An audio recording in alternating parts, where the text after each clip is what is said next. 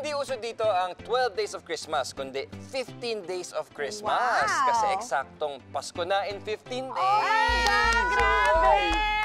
Kaya naman magpa-good vibes na tayo agad kasama ang... Battle of the Judges finalists, the Electro Groovers, dito sa... Gumalaw, galaw!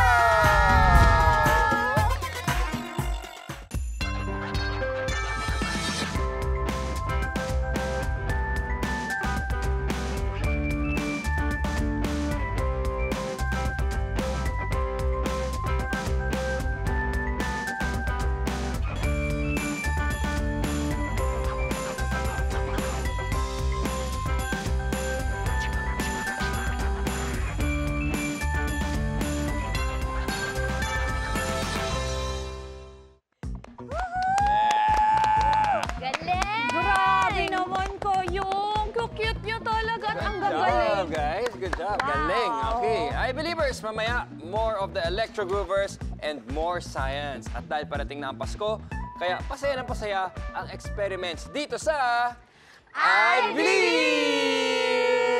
Wow! Breakdance, Kuya Chris!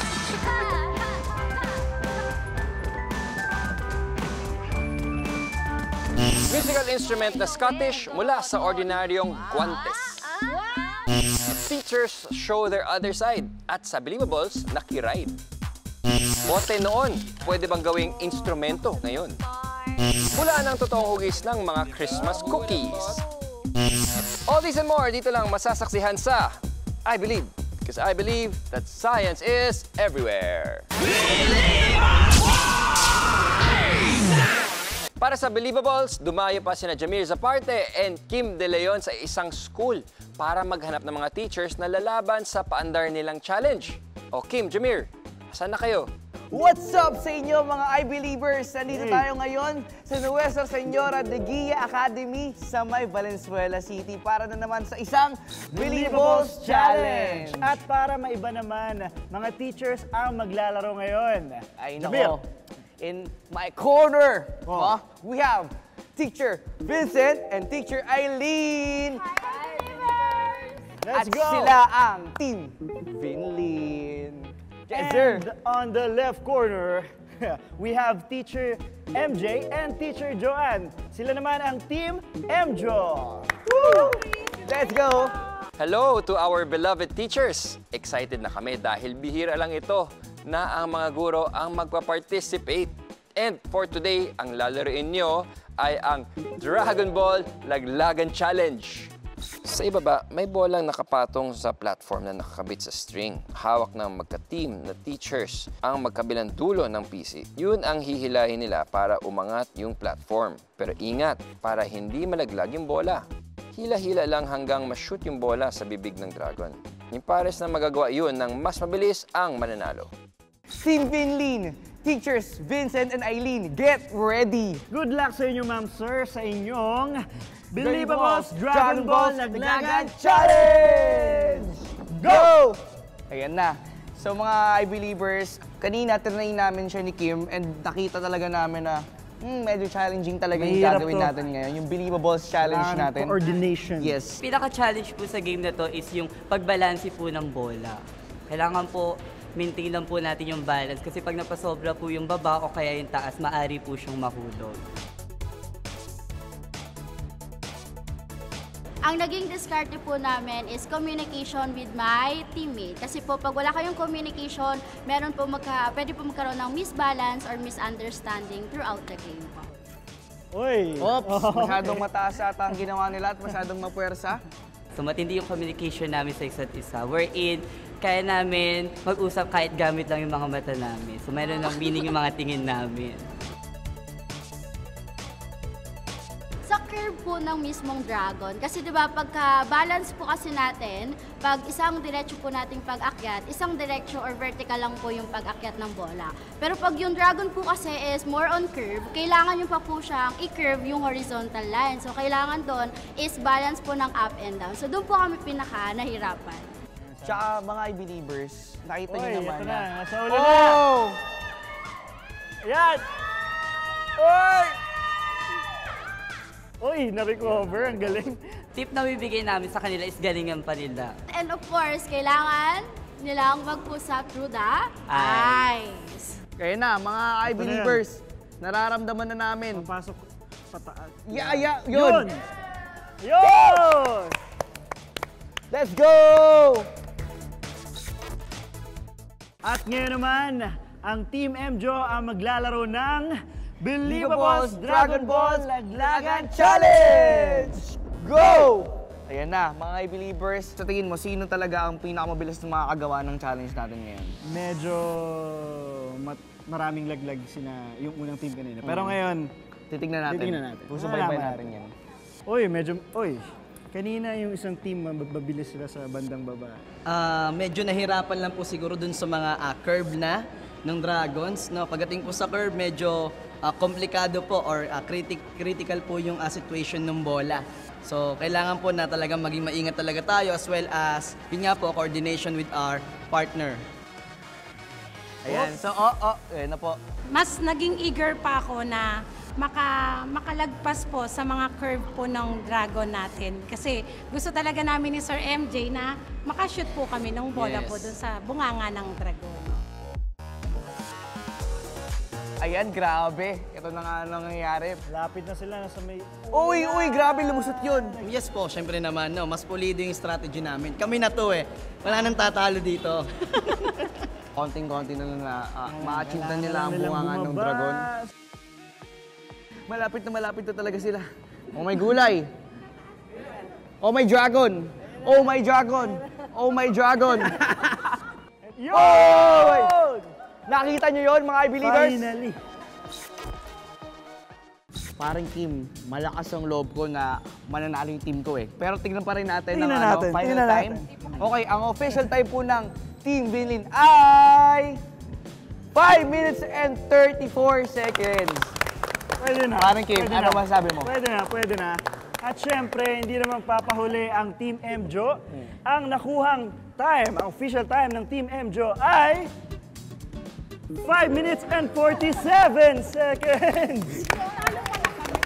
Para magawa ang challenge na ito, kailangan mabalanse yung bola na mangyayari lang kung horizontal yung platform. Kaya naman, importante na may equal force o pantay ang puwersa ng paghila sa both ends of the string. Sa magkabilang side ng platform, masasabi nating may pulley. Ang pulley ay isang simple machine na binubuo ng tali, gulong at axle. Wala tayong ginamit na gulong, kundi napalitan yun ng edge ng game board. Maraming klase ng pulley at ang ginamit natin ay fixed o single pulley. Ito ang pinakasimpleng klase. Yung puwersa na kailangan para maiangat yung platform ay pareho lang sa timbang nito. Kaya ang mechanical advantage nito is equal to 1. Ang mechanical advantage ay ratio ng output force sa input force. Kumbaga, kung gaano kalakas ang puwersa sa string at ang puwersa ng pag-angat ng platform. At yan ang simple machine sa likod ng exciting Dragon Ball Laglagan game. I believe. At ayun, grabe! Thank you po, teachers! Vincent, Eileen, Joan, and MJ. Yes, thank you po, thank you. Mabuhay ang lahat ng mga guro, mabuhay po kayo mga moms and sirs. Alam nyo, magaling na kayo magturo. At masayahin pa sa laro. Ito ang I believe! Alright guys, pag sinabing castle, Loch Ness Monster, bagpipes, anong lugar sa Europe ang naiisip ninyo? Scotland! Bilis naman. Tamang-tama ka dyan. Yan ang gagawin natin ngayon. Kailangan natin itong gloves, latex gloves, okay?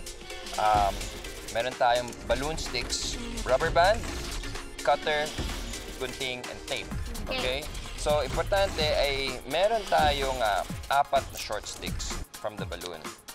So, yung una, kakat tayo dito, butas, 1, 2, 3, 4, using the cutter.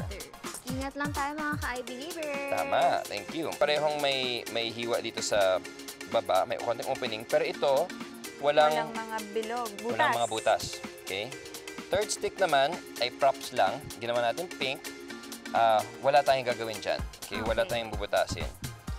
So itong 3 stick ay lahat sila merong seal or cover dito sa baba. Okay? Na nanggaling dito. So ito yan, ilagay natin. Yung dulo nito, pasok dyan. And yung last one is just a straw actually. So, ito, hihiwaan lang din. Next is, kailangan natin butasin ang bawat finger. Ipapasok yan. And then, ganito na siya. Ayun. So, sa dulo ng guantes, ay nilagyan natin rubber band para talagang sealed siya. Ito. Ito nyo. And then, ito yung thumb. Tapos, tinapan natin para yung hangin hindi maka-escape. Basta ang importante, yung mga hiniwa natin ay nakapasok dun sa glove. Yes, nandito siya sa loob. I'm gonna blow from here. Cover this part lang para hindi mag-escape agad-agad yung hangin. Makaipon tayo ng hangin. Bagpipe nga, no?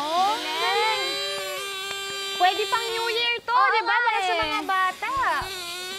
Madali lang gawin. Naturotot. Wow! Wow! Grabe si Kuya Chris! Ang bagpipe ay wind instrument na sinasabing nagmula sa Europe noong 13th century pa. Ang totoong bagpipe ay binubuo ng 2 or more pipes, mouthpiece at air bladder na gawa sa balat ng hayop or rubberized cloth. Dahil ito ay wind instrument, hinihipan ito para tumunog. Pag umihip ka sa mouthpiece, ang hangin ay pupunta sa air bladder. Sa experiment na ito, yung gloves o guantes ang nagsilbing air bladder kung saan naiipon ang hangin. Dahil sa air pressure, pupunta ang hangin sa iba't ibang straw na nakakabit sa guantes. Ang mga straw na ito ay parang flute dahil may iba-ibang butas ang mga ito para mag-iba-iba ang tono o pitch ng sound na lumalabas. Nagbabago ang tono depende sa haba ng straw. Pag natatakpan ang lahat ng butas sa straw, mas mahaba ang air column o space na dinadaanan ng hangin. At ang resulta, mas mababang tono. Pag hindi tinakpan ang air holes, mas maikli ang air column, kaya mas mataas ang tono. At yan ang dahilan ng iba't ibang tunog ng ating bagpipe glove. I believe. Girls, nung nasa sasakyan kayo papunta rito, anong napansin nyo sa mga bata sa kalsada?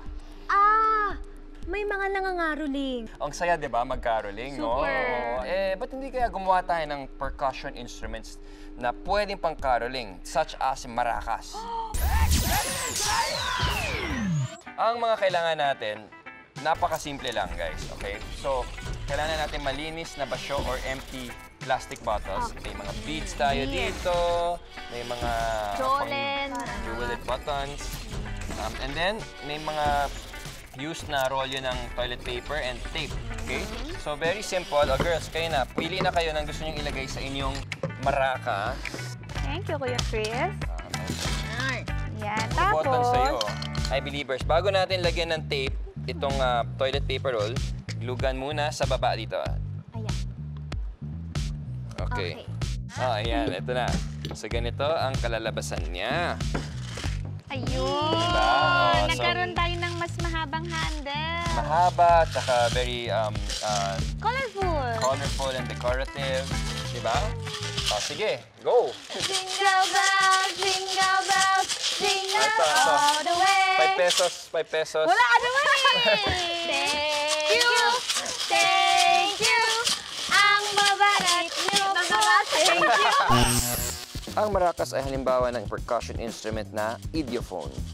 Nakakagawa ng sound ang idiophone dahil sa vibration ng sarili nitong parts. Karamihan ng percussion instrument ay pinapatunog sa pamamagitan ng paghampas, pagkiskis, pag-shake o pag-pluck. May percussion instruments na pwedeng itono para makagawa ng melody. Yung iba naman ay gamit sa paggawa ng rhythm, yung malakas, regular at umuulit na pattern o kumpas o tibok nung tunog. I believe. Hi, believers! Mag-exercise tayo tuwing umaga ng linggo. Yes. Exercise our mental muscles sa brain bender. Okay. Meron tayong 3 cookies dito. Okay, Christmas cookies. Christmas cookies ba yan? Diba?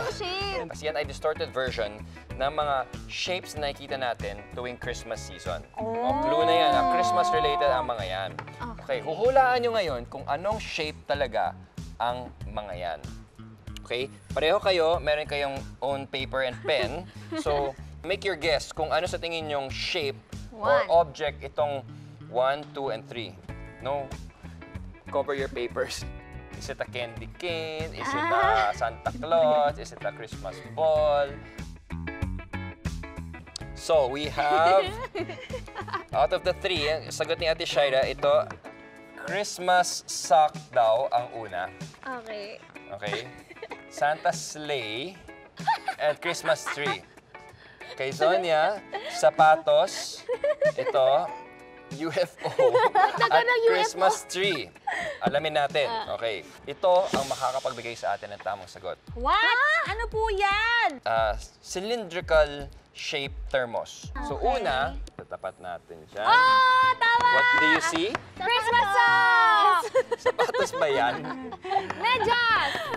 Okay. So the first one is a Christmas stocking. Christmas socks. Sige, pwede na. Second item. Hindi, naniniwala ko UFO yan dyan sumasakay. Rudolph! UFO. Okay, Yung hila nila UFO and a sleigh. Whatever. Okay. Santa's... Tignan natin. Huh? Ano, what do you see? Bell! Christmas bell! Yan. Oh, what do you see, ladies? I believers? Christmas bell! It's a bell! Diba? Who would have thought that something that looks like a hot dog is not a hot dog, but rather a bell. And lastly, Christmas tree. Ang hula ninyong dalawa. I think madali ito. Ayun. Ito lang pala yun malalaman. Akala ko bubuhusan ng mainit na Oo nga, tubig. Yan ang ating brain bender. I believe! And we're back with the Electro Groovers! Guys, pakilala naman kayo sa I-Believers natin. Good morning po. I'm Dean Ezekiel Flores, 14 years old, grade 9. At ako ang future pilot ng Electro Groovers. Pilot. Hello po, ako naman po si Carl Matthew Javier, 13 years old, ang future doctor ng Electro Groovers. Wow, Pilot and doctor. Matapos na ang 2023 at congratulations on your many achievements ngayong taon, lalo na sa Battle of the Judges. Since papasok na ang bagong taon, may mga goals ba kayo ngayon for 2024? Naghahanda po kami para sa Hip Hop International. Maglalaban-laban po ang mga different dance team sa iba't ibang panig ng bansa. Kung papalarin po kami na kami po ang magre-represent ng Philippines, lilipad po kami sa Arizona, USA para po lumaban sa Pilipinas. Wow! Bigat! Arizona, Grabe. USA pa ang Galingan niyo, finals, ha? We believe you can do it. Tama ka dyan. Pero kuya, parang balita ko, plano daw nila ulit sumayaw eh. Oh, sige. Ay, Perfect dahil yan. dyan, sasali kami sa inyo. Di ba, Kuya Chris? Kuya Chris, tayo? sali tayo. Sige.